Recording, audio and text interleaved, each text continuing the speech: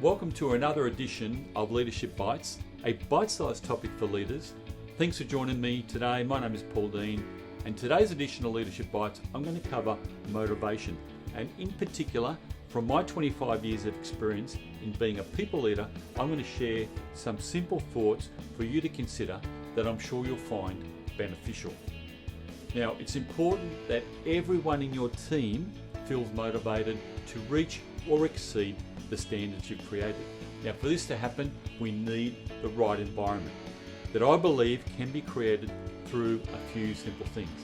So firstly, let's talk about what motivates your people to achieve their goals. I think generally it's more than a financial reward. I truly believe most people are motivated by their willingness to do a good job, but the environment doesn't support them.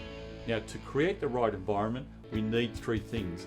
People need to know what's expected of them, they need to know how it can be achieved, and finally, they need feedback on how they've performed.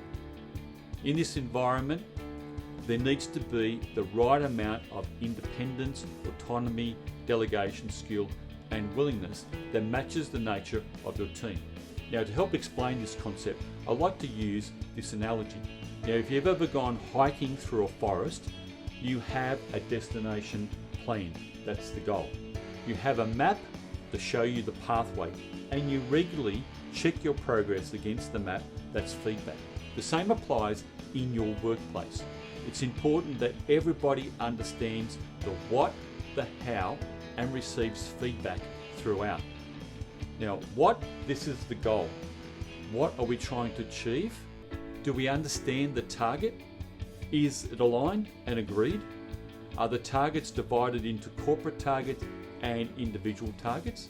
Do our departmental or even individual goals contribute to the overall organisational goals? And in this connection, is it transparent or visible? How? This is the method of the pathway towards the goal. Have we identified the pathway to reach our goal? And do we measure our activities regularly against that goal? Do we have the right resources or the right skill? And finally, feedback. This is our check-in along the way of our path towards the goal, both corporately and individually, done at a frequency which matches the goal, matches the pathway, the team, and the individual. Now, this check is done with proactive and positive conversations, which we call coaching conversations. Now, coaching suggests to me to be planned, strategic, active, and respectful conversations aimed at a positive outcome agreed by both parties. And the choice of words is critical. If we have strategic coaching conversations, we're less likely to arrive at a less than effective outcome because we've planned the event and the conversation. And throughout all this, I would add that all this must be done in an environment of respect for persons.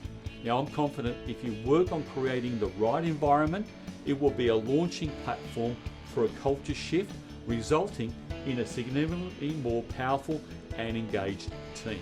I hope this has been very helpful, and thank you for joining me on this edition of Leadership Bites.